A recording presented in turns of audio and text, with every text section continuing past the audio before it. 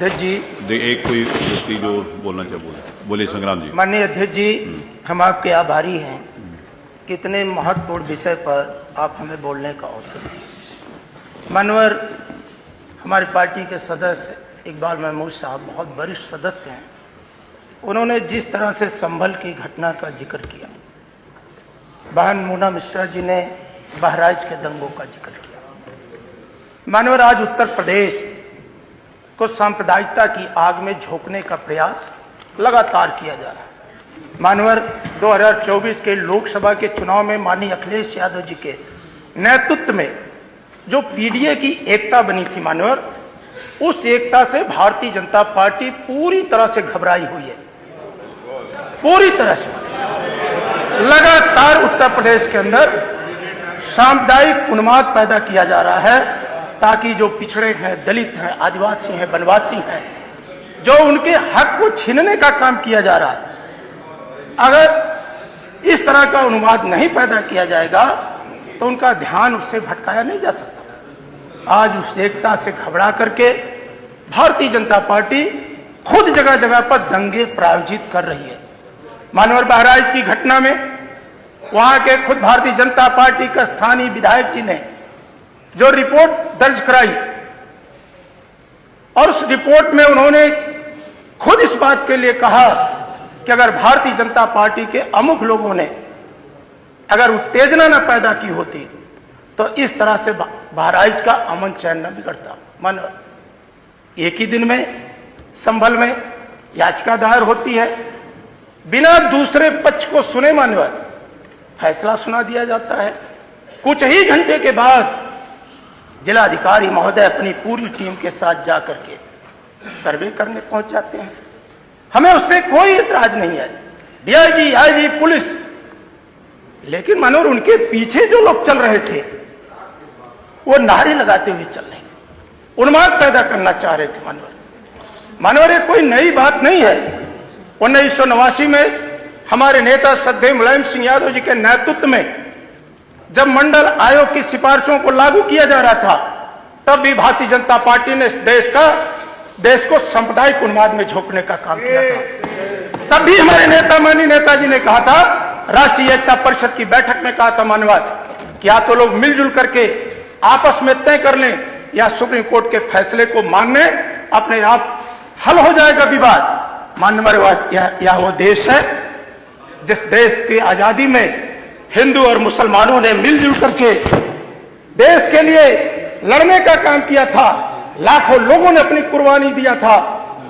अल्लामा इकबाल ने इसी धरती पर कहा था कि सारे जहां से अच्छा हिंदुस्तान हमारा, हम बुलबुले हैं इस देश की, एक गुलसिता हमारा, गुर्बत में हो अगर हम रहता है दिल वतन में, समझो वही हमें भी दिल हो जहां हमारा, सारे जहां से अच्छा हिंदुस्तान हमारा।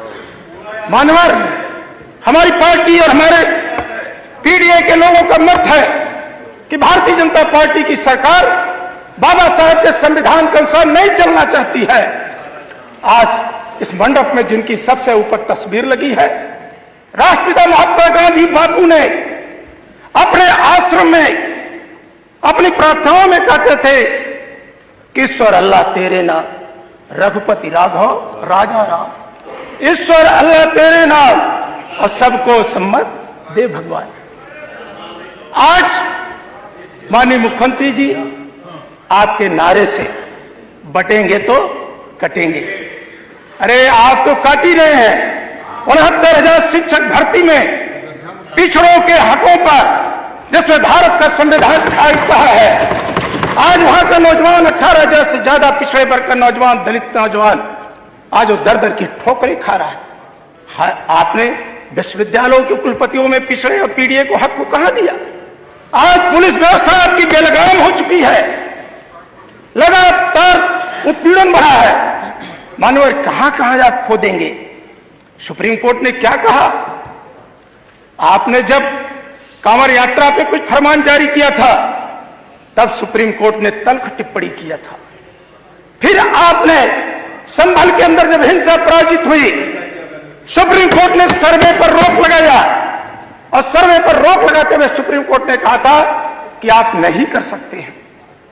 मानवर, आपका बुलडोजर तैयार था बहराइच के अंदर, सुप्रीम कोर्ट में सुनवाई हुई और उस सुनवाई में मानवर सुप्रीम कोर्ट ने आपके बुलडोजर की रफ्तार को रोक दिया। मानवर, आज बेरोजगार अपने हक की लड़ाई न लड़ पाए, महंगाई भ्रष्टाचार पे चर्चा न हो पाए, लोक सेवा आयोग की भर्तियों की अनियमितता पर सदन में बात न उठ पाए, नौजवान अपने हक अधिकार के लिए लड़ न पाए, इसलिए सरकार उत्तर प्रदेश के अंदर सामुदायिक उन्माद में झोंक करके ऐसा वातावरण बनाने का प्रयास कर रही है। मानवर, हम तो कहेंगे न तेरा है न मेरा है, ये हिंदुस्तान सबका है। अगर ये बात न समझी गई तो नुकसान सबका है। मानवर, आप क्या क्या खो देंगे? भारत के भाईचारे को खो देंगे, हमारी मजहबी एकता को खो देंगे, हमारी संस्कृति, सनातन संस्कृति, विश्व बंधुत्व के भाव को लिए है मानवर। लेकिन मानवर, आज जिस तरह से पिछड़े दलितों पर अत्याचार बढ़ा, मुसलमान भाइयों पर अत्याचार बढ़ा, मैं सुप्रीम कोर्ट का धन्यवाद दूंगा मानवर कि सुप्रीम कोर्ट ने समय समय पर जो राज्य सरकार को निर्देश दिया, जो उस तरह के सर्वे पर रोक लगाई, मैं उसके प्रति धन्यवाद ज्ञापित करता हूं। और मानवर, आपके माध्यम से सरकार से अनुरोध करता हूं कि आइए हम सब मिलकर के उत्तर प्रदेश की तरक्की के लिए काम करें। जो हमें अधिकारों से वंचित किया जा रहा, बाबा साहब के संविधान, अगर आप संविधान सम्मत करते